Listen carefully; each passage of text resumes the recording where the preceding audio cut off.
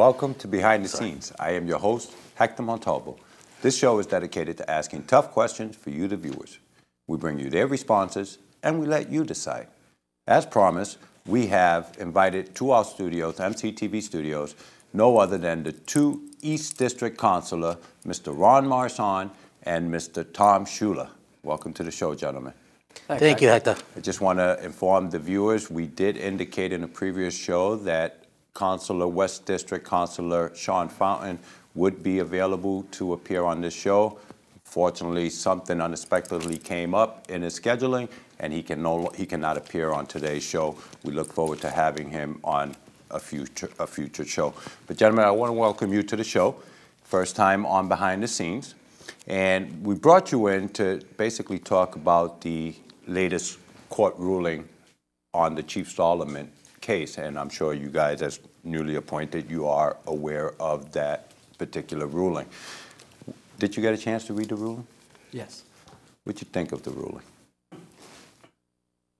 It says that he won the case. That's the bottom line. That, you know, it all comes down to your personal preference, I think, of how you read it and how you interpret it to say whether he was wrong or right, or whether he was rightfully terminated. Or so it's a tough call for us because we don't know all the information. You know, we get the ruling, but we don't know what went on in the courtroom. I don't personally, so it's a tough decision for me. I'd like to see things resolved. That's my understanding of it. You know, that I'd like to just get it behind us, and whatever that takes to get it behind us. And we'll get to that in a second, Mr. Ciulla. I just want to get your take on the decision that came down from the court. I just wanted to thank you for having me on your show tonight. Anyways, it's, you know, I really appreciate it, and it feels like I'm in my living room right now. So sitting on this comfortable couch over here. So, but at least say the cannolis. I feel good. I know. I usually bring food all the time, but I didn't bring it tonight. So, but I appreciate it. Thank you, and I know you work really hard on the show, and that's why you got a great award for having the show. So, but thank you. As far as the appeal went, I was against the appeal going into that, and I made it known at a city council meeting that I didn't want this appeal to go through, because especially hiring outside attorneys, you know, that always bothered me, that outside attorneys are being hired, especially from the sexual harassment lawsuit. You know, all the money that was spent on that, it just was ongoing. You know, our first order of business on the city council was to write a $250,000 check. I'm like, some people won't even see that in their lifetime. And it kind of bothers me, you know, hiring an outside attorney at $450 an hour. You know, there's so much litigation going on, and we're still billing the attorney at $450 an hour. After we said, you know, enough's enough, no more appeals, let's get this done.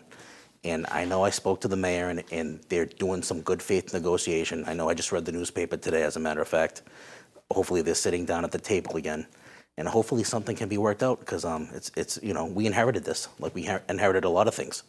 But we're there right now, and you know, we need to put the big boy pants on. And you're right. And make decisions, Hector. And it's fair to note that both of you are just newly appointed. You just were sworn in January, and there was no prior dealings with any of you councilors in regards to this particular issue. But moving forward, based on the information that you know with the court's decision, it seems that there were a lot of people at fault here, okay? Starting from the solicitor to the mayor to the city councilors. How do we move forward from here and look out for what's in the best interest of the taxpayers of Methuen from this case? We need to resolve this. We need to either come up with a settlement. We need to come to terms with us and the chief. We just have to end it. It's dividing our city. It's not good for our city and good for the people of the city. And so we're here, so we have to make the decisions. That's why they elected us, to make the tough decision. No one wants to spend money. We all know that. Everybody can say what they want, but you know, it's just not wanting to spend any money for a settlement. But at some point, we have to resolve this issue. We have to get it over with. And we don't even know what the tax rate is going to be as of right now, because there hasn't been a settlement. We have a projected tax rate, but we don't have a tax rate set yet, as of yet. That'll still be months away before we get our growth numbers in. So this is only going to make it worse. We still have unions. Some of the unions are still out there with negotiating with the mayor also. So we have those numbers also.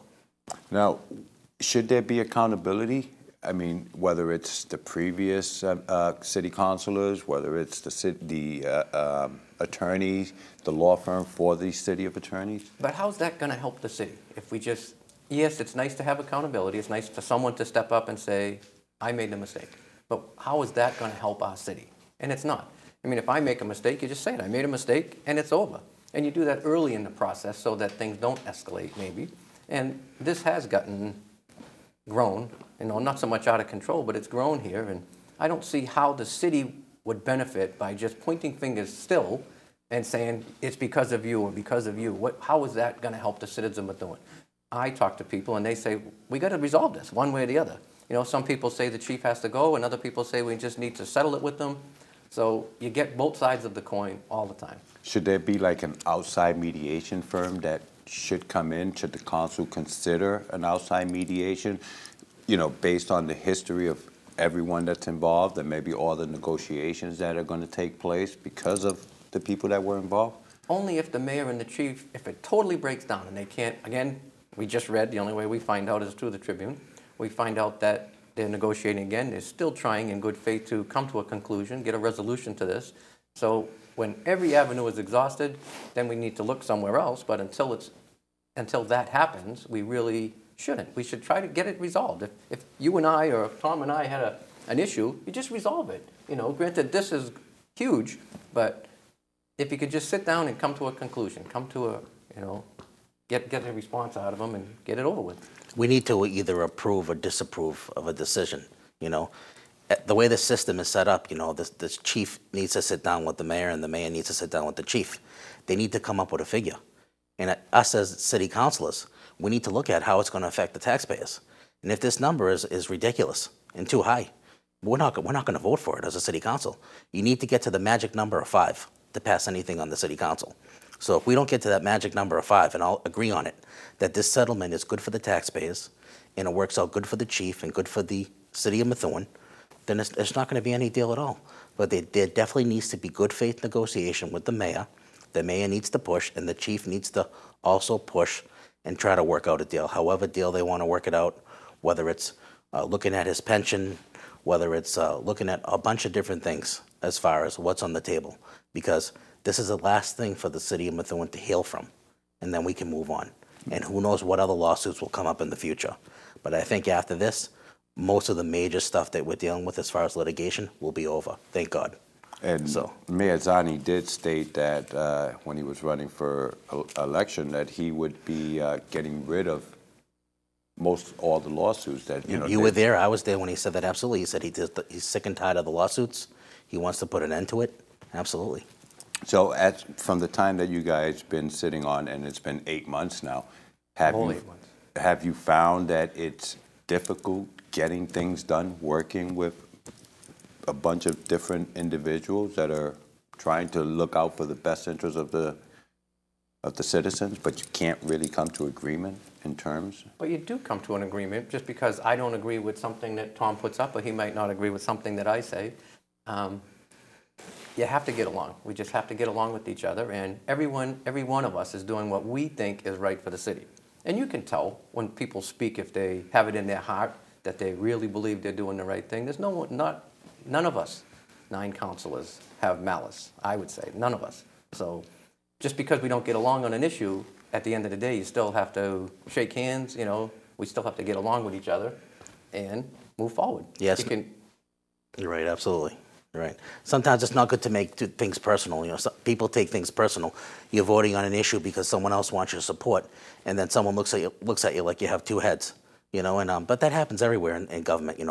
There's compromise. You need to work together and do what's right. My most important thing is to help the people in the East District, whatever it may be, whether it's to fix a pothole or whether it's dealing with any constituent issue. And I'm a fighter. I don't care. The department heads are going to be held accountable. I don't care. I don't owe anybody anything. And if they have to appear before the city council to answer questions for my constituents to get things done, they're going to answer it.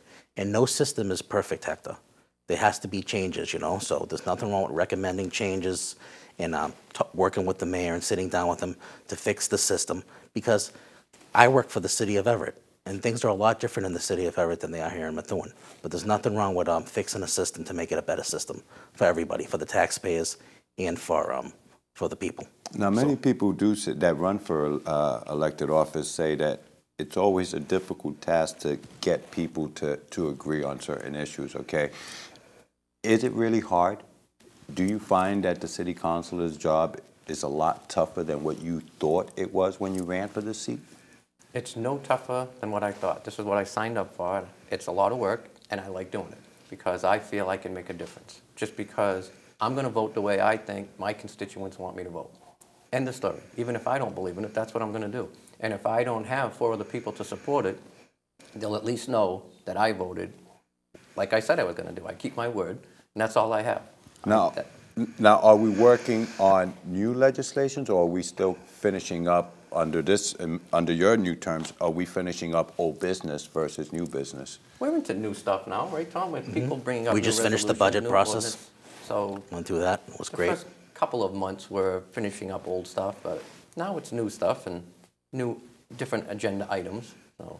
And you said you just finished up going through the budget? Yeah, you know, we did some great things. You know, we did the meals tax. I'm very excited about that. You know, so I just hope that you know we agree as a city council what we're doing with the money, and it stays in a fund to relieve the taxpayers, and not be like tax and spend, and hire 50 people or hire 30 people just to increase your budget, which is kind of ridiculous. So it needs to be used to help the taxpayers as far as the money needs to be used.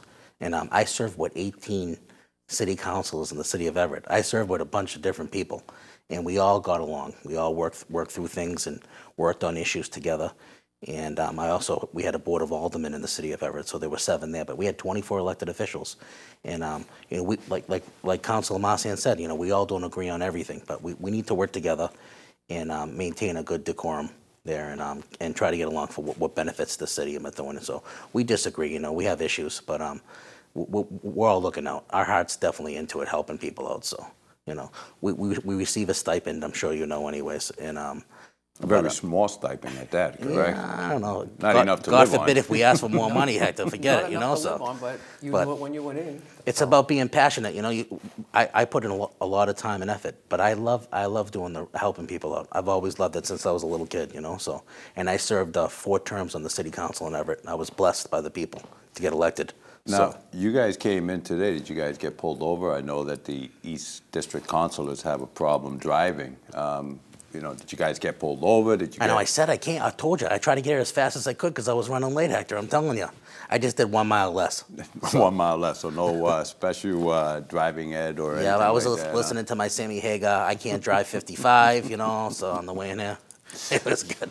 That's funny. You know, we did receive a lot of, and the reason we did this particular show is because we received a lot of emails and phone calls based on Methuen residents in regards to the whole entire scandal. And, you know, there was information out there that has not previously come out to the actual viewers and the homeowners. And we brought you guys in just basically to get a little understanding as to what you guys actually knew when you guys came in, why this wasn't settled, and what steps you guys are taking to get this particular thing settled as a council in whole for the benefits of the taxpayers, so we can actually move on. But people feel that there should be some type of accountability in regards to this, because there were information, and like the court records show that, you know, some of it was politically motivated.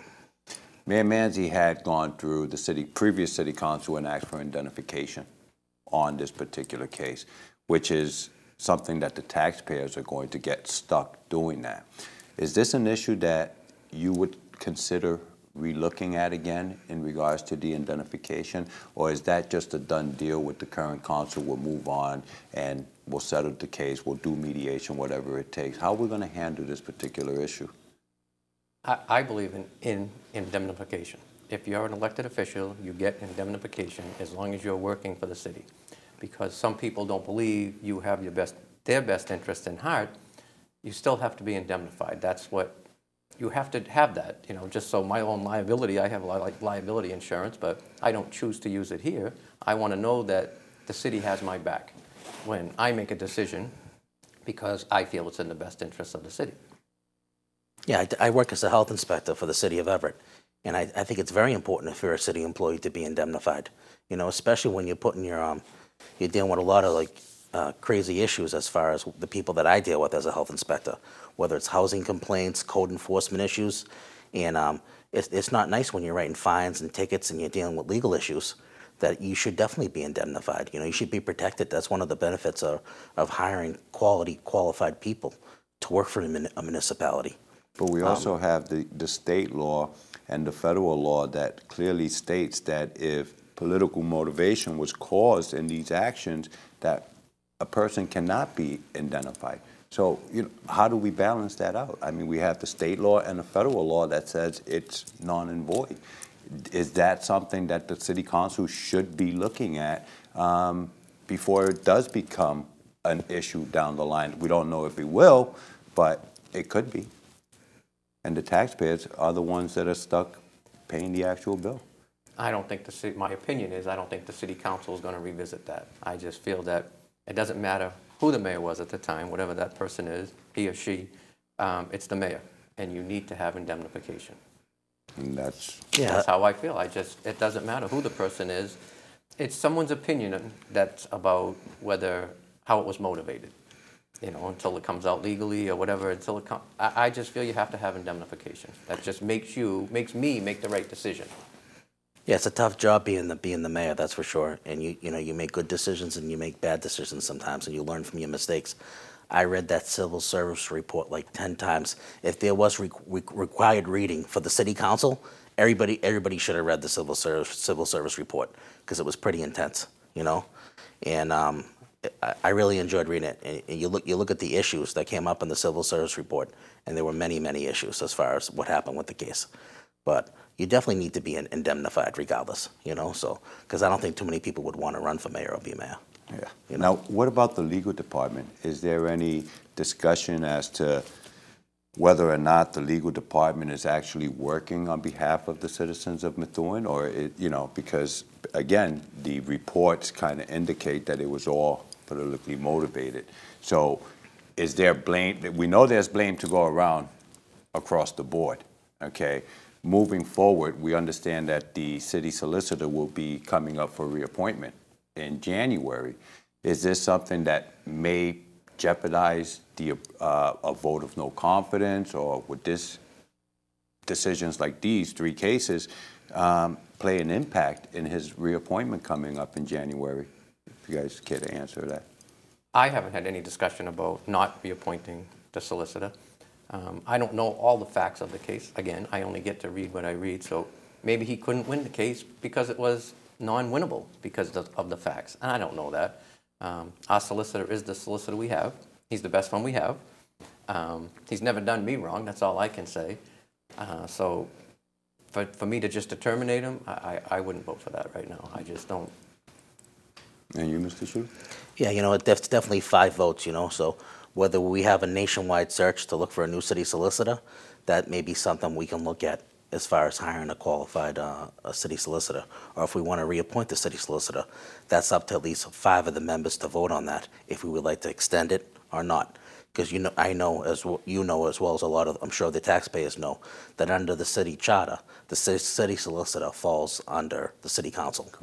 And he definitely has to walk a tightrope as far as dealing with the city councilors and also dealing with the mayor also too, and being his counsel, trying to help him out. So I know it kind of gets tricky, definitely, being a city solicitor. Yeah, those are things that, you know, the city council needs to look at as a whole as far as how we're going to move forward with that. Now, in regards to representing your district, the East District, what are some of the stuff that you have done in your first term for the citizens of Methuen that you represent in your East District? Tell us a little bit about those things. All I can say is that when the people call, I respond to them, and it might just be, you know, a noisy neighbor. You know, conflicts with neighbors are big things, the silly potholes, and everybody wants that. The biggest thing I believe I did is to vote no on the budget, because that's what I said I would do, and I kept my word on it. I just feel that we need to live closer to within our means of what we take in. And I know it's difficult, and everybody, you know, it's easy for me to say it, but it's hard to vote no. People don't understand how hard it is to vote no on something when if it's you standing at the podium and it's your job. But I took this job knowing I was part of the CEO of this corporation, the city, and you have to make the tough decisions. And that's why I'm there to make the tough decision, and I can make it. Now, you said you voted no on the budget. How did you vote in regards to the union contracts? I voted no on all the raises for the union. I just don't feel that we have the money to pay for those raises without raising taxes. So I had to say no. Do I think they deserve them? Everybody deserves a raise if you have the money. I have employees. I'd love to give every one of them a raise, yearly, weekly, whatever, but that's just not the norm right now. We don't have the money, so we can't, and I vote no. And how did you vote on the budget? Just to answer your first question, I'll answer your next question anyways, but as far as doing things for the voters, so many issues come up, they call you to, because they're concerned. I've got phone calls from Maryline Avenue in the East District. People were driving too fast on the street. They wanted to do some enforcement down there. Not issue violations, but check the speed limits. How fast people were driving in the morning, how fast they were driving at night. The resident was very, very happy. They gave a comprehensive report from the police department. I showed the resident that the speeding wasn't as much as he thought it was, even though he thought it was, because he thought people were driving so fast.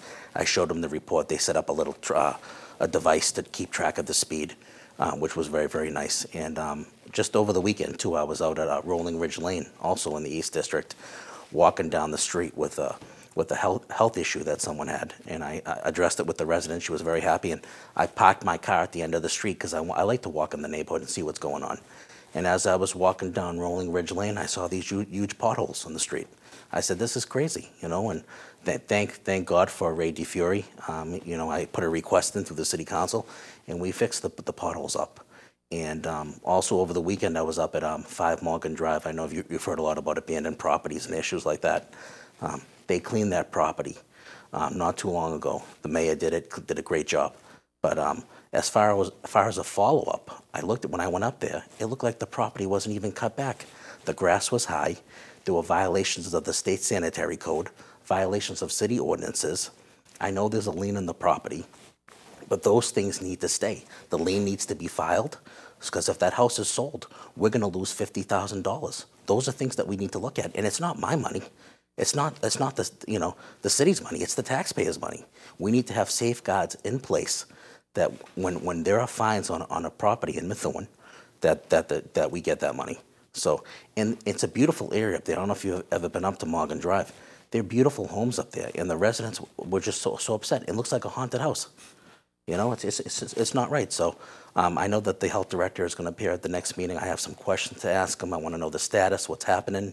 And you definitely have to be a detective as an inspector to find out who owns the property, what bank owns it, and do some homework to find out what's going on. So I heard some reassurances that it's supposed to be taken care of, hopefully within the week or two, to cut down again and be maintained nice. But now, really quick, did you vote for the union contracts? Absolutely. And yeah. How did you vote on the budget? Oh, I voted to cut parts of the budget also too. I actually voted to cut the health director's position out of the budget. But we all make cuts, and I stood with Councilor Marsan on some of the cuts that he made, and some of the cuts we didn't agree on also too. So, but I always said, I never took a no new tax pledge. I always believe that the government can grow minimally, and we need to bring alternative revenue into the community, by increasing fees. Our code enforcement issues, like I spoke to with the mayor with, which we're going to try to put a program together to bring alternative revenue into the community, And I love, outreach in the East District too. They just opened up a beautiful Sons of Italy in the East District too. So we were there making sure things were going well and checking out the Sons of Italy. And those are some of the campaign promises that I made. And you got to keep your promises. You got to tell people yes or no. You got to be honest with the people. Return phone calls, Hector. People can't even return phone calls. There's no follow-up. Now, you mentioned the Son of Italy over in the East District, but I wanted to ask you, Mr. Marsan, there's been a lot of improvements going on in the East District. I mean, I believe they repaved that whole Merrimack Street area. There's a brand new Dunkin' Donuts over there. I mean, tell us a little bit about the improvements in your district. But the Merrimack Street corridor is, the business we have in the East District. That's one of the main focal points here, and we need to attract more business in our community anyway, being so low, only at 15%, 85 at residential. So it's good that businesses want to come to our city. So we need to make it more friendly, for business friendly. And we do with the permitting process. Just today, the Texas Roadhouse, not in our district, but there was the grand reopening for them. And the manager there couldn't praise the city enough for how the inspectional services work with them throughout the whole, between health inspector, building inspectors, electrical, all of it. So just to say that it is working, that we try to make it as friendly as possible. And that's what we need, is to get more business, into at least our corridor, down in the East District is very important. And we see to get rid of the abandoned buildings and get a business in them. And people are coming because we have a great community and everyone knows it. So it's easy to attract business that way. Now, we know that Mayor Zani is proposing to go after these buildings that have been abandoned or are not being taken care of and so on. How is that process working out so far? It seems very slow because it's tedious, because it's hard to get anyone to respond. They're mostly banks and mortgage companies that own them. Very seldom is it a homeowner, a person that owns a home, that lets it go, to cut the lawn even. You don't have to have this great, elaborate, landscape system. Morgan Drive is a perfect example. If someone would just cut the lawn, it would fit in with the neighborhood. I had one in my neighborhood, the same thing. Finally, someone came to cut the lawn, and it just fits in. So now it doesn't look abandoned, even though there's no cars there. And so it's just tedious, and it's hard for the city to collect money, to collect it. I know Tom's about collecting the fines and stuff, and that's good because it makes them aware that we are very concerned about these properties. And it's on the front burner, like every community. You go down any street, even in our city, there's an abandoned house, and it is sad. But at least if we can get them to cut the lawns, to focus on the banks and the lending institutions to just keep it up until they decide, because it's up to them when they want to do something with it. Now, you mentioned you work in inspectional services, so basically you're out on the road in Everett and you go by properties and, or whatever the case is. I know that the sanitation department may have inspectors that come in and check for violations once the garbage truck went by, to see if they left any materials out there, why they left materials, mattresses, or whatever the case may be. Does Methuen have that type of services here? I'm a code enforcement health inspector, but I do everything. We do housing, we do habitabilities, we do everything. So the health inspectors here in Methuen are excellent. They do all the things that I would do in the city of Everett. The tools that they have, I think, are definitely arcane. The system needs to be revamped. There needs to be a new technology. There needs to be a new code enforcement program that needs to be worked on as far as a fine system. I helped design the program in the city of Everett when I was there under the former administration, under David Rigucci, who was the former mayor.